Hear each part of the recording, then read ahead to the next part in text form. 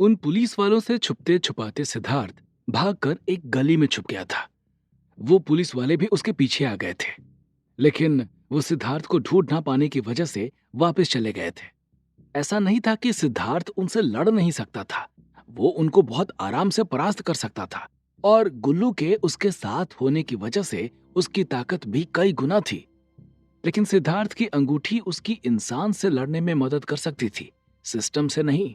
उसकी लड़ाई किसी संगठन से नहीं, सिस्टम से थी, जिसमें बहुत सारे लोग शामिल थे। और सिद्धार्थ सबको नहीं मार सकता था, इसलिए उसने बचकर भागना ही बेहतर समझा था। सिद्धार्थ गली में एक दीवार के पीछे छिपा हुआ था कि तभी उसके पीठ पर एक हाथ आकर पड़ा। उसने जब पीछे मुड़कर देखा तो एक पुलिस वाला उसके ऊपर गन ताने खड़ा हुआ था। बहुत दौड़ाया तुमने, इतना कहते हुए उसने ट्रिगर दबाना ही चाहा कि एक आदमी हवा में गुलाटियां मारते हुए आया और उसके हाथ पर ऐसी किक मारी कि उस पुलिस वाले का हाथ तड़ाक से टूट गया था और उसकी चीख निकल गई थी। उसको मारने के बाद वो आदमी वहां से गायब हो गया था। जैसे ही उस पुलिस वाले की चीख उसके अन्य साथियों के कानों में सुनाई पड़ी, वो उसी तरफ भागे। वहां पहुंचकर उन्होंने देखा कि सिद्धार्थ वहीं सन्न होकर बैठा हुआ था और वो पुलिस वाला वहीं हाथ पकड़े पड़ा चीख रहा था। अपने साथी की हालत देखकर उन पुलिस वालों के गुस्से का ठिकाना न रहा। अच्छा, तो तेरे अंदर इतनी चर्बी है कि तू अब पुलिस वाले का हाथ तोड़ेगा? उस पुलिस वाले ने गुस्से के साथ सिद्धार्थ को देखते हुए कहा और अपनी पिस्तौल निकाल ली थी। उसको पिस्तौल निकालते देखकर सिद्धार्थ ने हाथ जोड़ते हुए कहा, गोली मत चलाना सर, गोली मत चलाना, मैंने कुछ नहीं किया है। लेकिन वो पुलिस वाले को भी शायद सीधा आदेश था कि उसे सिद्धार्थ को हर हाल में मारना है। लेकिन इससे पहले वो ट्रिगर दबाता कि उसके हाथों पर फ्री किक पड़ी और उसका भी हाथ टूट गया था। देखते ही देखते वहां पर निंजा वॉरियर्स जैसे कपड़े पहने कम से कम 10 लोग आ गए थे। सिद्धार्थ को कुछ समझ नहीं आ रहा था कि क्या हो रहा है, लेकिन तब तक उसे बीरेन और भीखू आते हुए दिखाई दे गए थे। बीरेन को देखकर सिद्धार्थ समझ चुका था कि ये बुद्धा मार्शल आर्ट्स के लड़के हैं जो उसको बचाने के लिए आए हैं। ये आपने क्या किया? पुलिस वालों के हाथ तोड़ दिए, अब हमारे पीछे पूरा पुलिस डिपार्टमेंट पड़ जाएगा। सिद्धार्थ बीरेन से गुस्से में देखते हुए बोला, ये पुलिस वाले नहीं है, ये बस किसी के कहने पर तुमको मारने आए थे, अब निकलो यहां से। इतना कहकर बीरेन ने सिद्धार्थ को वहां से चलने का इशारा किया। अभी सब कुछ सिद्धार्थ की समझ से बाहर था। उसने कभी किसी का कुछ बिगाड़ा नहीं था, फिर उसे मारने कौन आ सकता था? ये सोच सोच कर सिद्धार्थ के दिमाग की नसें फटी जा रही थी। लेकिन उसके पास इतना समय नहीं था कि वो वहां पर रुक कर ये सब सोच सके, इसलिए वो बीरेन के साथ वहां से निकल गया था। इधर सिद्धार्थ बीरेन के साथ एक नए सफर पर निकल चुका था, जहां से जिंदगी उसे किस मोड़ पर लेकर जाने वाली थी, इसका खुलासा आगे होने वाला था। उधर जयपुर मेंटल हॉस्पिटल में रानी और विक्रम अपने कमरे में बैठे हुए थे कि तभी वहां पर एक आदमी के चीखने की आवाज सुनाई दी। लाश, लाश!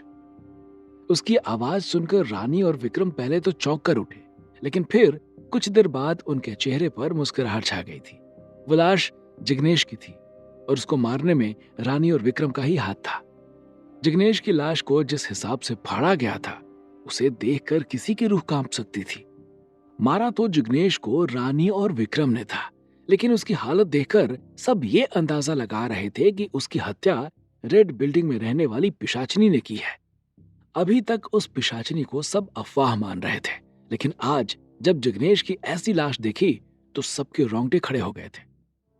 जिग्नेश की लाश को वहां से ले जाया जा चुका था।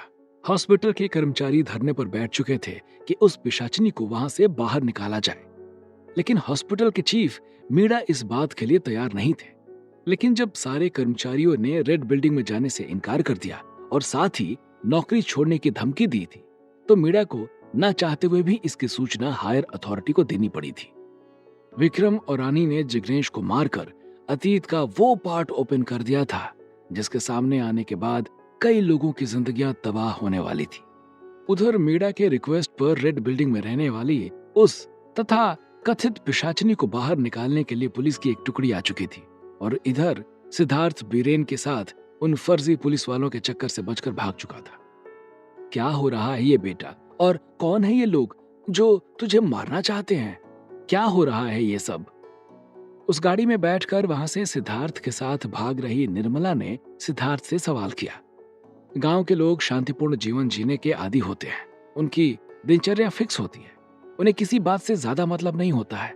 ऐसे में अचानक उनके जिंदगी में एक ही हफ्ते के अंदर इतने बदलाव आ जाएं, तो उनका डरना लाजिमी हो जाता है। निर्मला के साथ भी यही हो रहा था। सिद्धार्थ के साथ साथ निर्मला की भी जिंदगी एकदम से पलट गई थी। बताता हूं आपको माँ। इतना कहकर सिद्धार्थ ने अपनी माँ निर्मला की बात टाल दी और उसके बाद फिर बीरेन की ओर देखते हुए बोला, पिताजी को कहाँ एडमिट कराएंगे आप? उनको दवा की सख्त जरूरत है। ऑक्सीजन हटने और शरीर में झटका लगने के कारण महेश की सांस काफी तेजी से आ जा रही थी। मुझे 10 मिनट का मौका दो सिद्धार्थ, हम अपने अड्डे पर पहुंचने वाले हैं। बीरेन ने सिद्धार्थ को जवाब दिया और गाड़ी चला रहे ड्राइवर के पीठ पर एक थपकी मारी। उसके थपकी मारते ही ड्राइवर ने गाड़ी की रफ्तार और तेज कर दी थी। इधर सिद्धार्थ की जिंदगी पूरी तरह से बदल गई थी। उधर विक्रम ने जिग्नेश का मर्डर करके रिया माथुर की भी जिंदगी में आग लगाने की व्यवस्था कर दी थी, जो दिल्ली में अपने दादा जगत प्रसाद माथुर का इलाज करा रही थी। रिया की जिंदगी भी पूरी तरह से पलटने जा रही थी, लेकिन उसे इस बात का जरा सा भी अंदाजा नहीं था।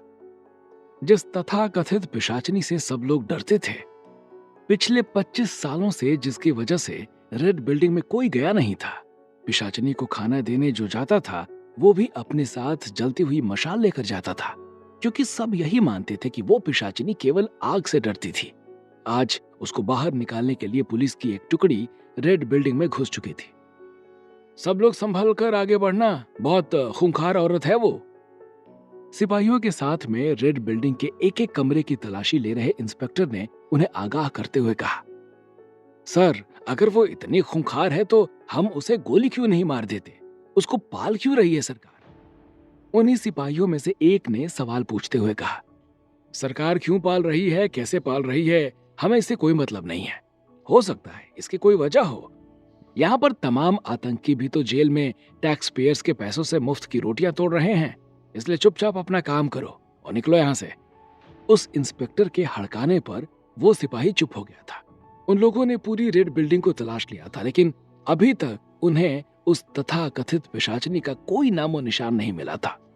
इधर वो लोग उसे ढूंढ रहे थे और उधर हॉस्पिटल का चीफ परेशान होकर बार बार कोई नंबर डायल कर रहा था, लेकिन वो नंबर बंद बता रहा था। अगर साहब से बात नहीं हुई तो बहुत बड़ी मुसीबत आ जाएगी, मैं मार दिया जाऊंगा। मीरा अपने आप से बुदबुदाते हुए बोला और फिर से फोन ट्राई करना शुरू कर दिया था, लेकिन अभी भी वो नंबर बंद ही आ रहा था।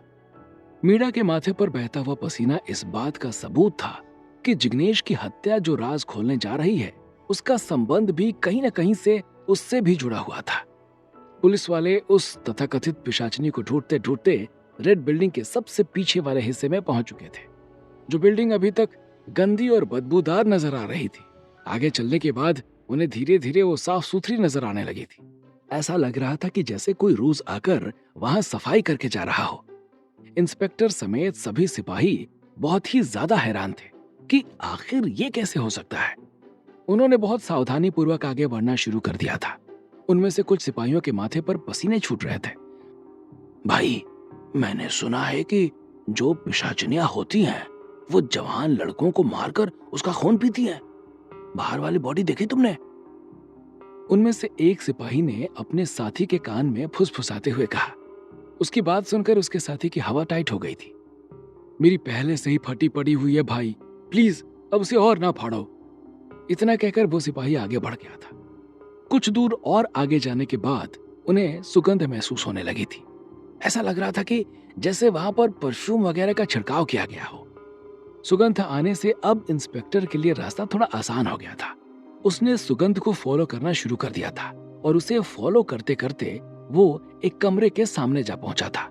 उस कमरे का दरवाजा बंद था, लेकिन वहां पर किसी भी प्रकार की कोई धूल मिट्टी नहीं थी।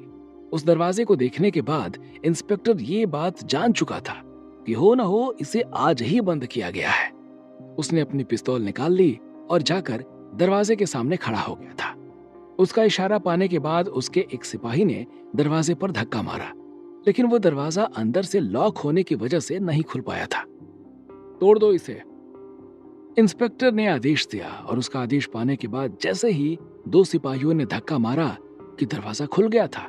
और उस दरवाजे के खुलने के बाद उनके सामने जो दृश्य दिखाई पड़ा था, उसने वहां मौजूद सभी लोगों को हार्ट अटैक दे दिया था। उनके सामने करीब 40 वर्ष की औरत काली साड़ी पहने हुए खड़ी हुई थी। उसका आधा चेहरा जला हुआ था और उसके साथ साथ उसकी आंखों में एक अजीब तरह का गुस्सा दिखाई पड़ रहा था। तुम्हारी हिम्मत कैसे हुई यहाँ तक आने की और हमें परेशान करने की? उस औरत ने चीखते हुए कहा और उन सिपाहियों के ऊपर टूट पड़ी थी। वो अपने बड़े बड़े नाखूनों से उन सिपाहियों को नोचे जा रही थी और सिपाही डर कर वहां से इधर उधर भाग रहे थे।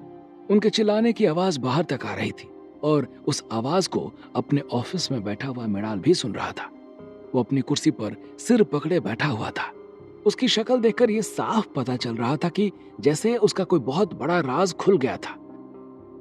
सिद्धार्थ जिस गाड़ी में अपने माँ, पिताजी और गुल्लू के साथ बैठा हुआ था, वो ईटानगर को पार करके एक जंगल के बीचों बीच बनी सड़क पर दौड़ रही थी। सिद्धार्थ हैरान सा अपना चेहरा लिए बैठा आसपास देखे जा रहा था। उसे कुछ समझ में नहीं आ रहा था कि वो कहाँ जा रहा है। उसके पिता महेश की तबीयत अब स्थिर दिखाई दे रही थी। उनके चेहरे पर एक ऑक्सीजन मास्क लगा हुआ था, जो उन्होंने महेश की तबीयत ज्यादा बिगड़ने पर रास्ते में खरीदा था। हम कहाँ जा रहे हैं, आप बताएंगे बीरेन जी? सिद्धार्थ ने सवाल किया। मुझे बस 10 मिनट का समय दो, मैं आपको सब कुछ बताता हूं, बीरेन ने जवाब दिया। लेकिन अब की बारी बीरेन के 10 मिनट कहने पर सिद्धार्थ का गुस्सा 7वें आसमान पर पहुंच गया था। आप कब से 10 मिनट करके दौड़ाए जा रहे हैं? क्या हो रहा है, कुछ बताएंगे या नहीं? सिद्धार्थ ने गुस्से में कहा। सिद्धार्थ को गुस्सा होते देखकर बीरेन ने उसे हाथों से बस 10 मिनट का इशारा कर दिया था। उनका इशारा पाकर सिद्धार्थ चुप हो गया था। करीब 15 मिनट और चलने के बाद गाड़ी जंगल के बीच में बने एक और कच्चे रास्ते पर घूम चुकी थी और जाकर एक बहुत बड़े से गेट के सामने रुक गई थी। सिद्धार्थ अपने पिता को लेकर गाड़ी से उतर चुका था और जब गेट खुलने के बाद सिद्धार्थ अंदर पहुंचा तो अपने सामने का नजारा देखकर वो दंग रह चुका था।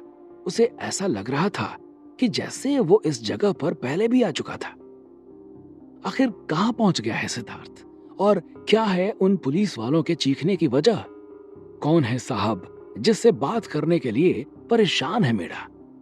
क्या होंगे इन सभी सवालों के जवाब? हमें कमेंट करके जरूर बताएं और आगे की कहानी जानने के लिए सुनते रहिए भूमिपुत्र, सिर्फ पॉकेट एफएम पर।